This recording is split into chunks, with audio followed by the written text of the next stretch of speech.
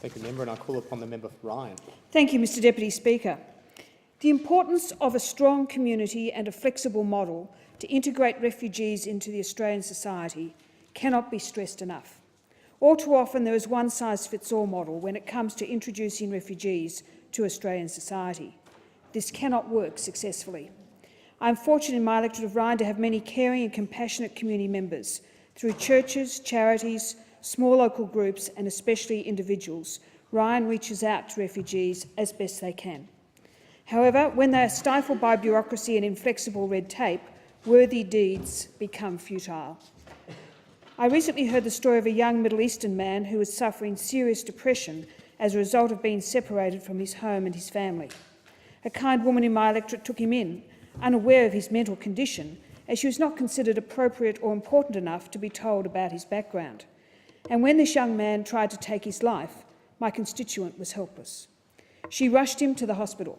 Once there, the young man spent days under close surveillance. And meanwhile, my constituent was kept totally in the dark, unsure as to whether or not the young man had even survived. Luckily, he did pull through. However, my constituent is a middle-aged woman living on her own. She knew she would be unable to physically help the young man if he was to try again, not to mention the psychological stress the situation had already placed on her, with no offering of counselling or support after this incident. So she asked that if the young man was to return, as she still wished to help him, she asked that a male acquaintance of his also join him in her house. This all became much too hard for the group administering the settlement of their refugees. And in the end, the poor young man, who really did need help and somewhere to settle down, was pushed back into the system. Gone to someone else who no doubt has been deemed not important enough to know his background. Mr Deputy Speaker, this cannot continue.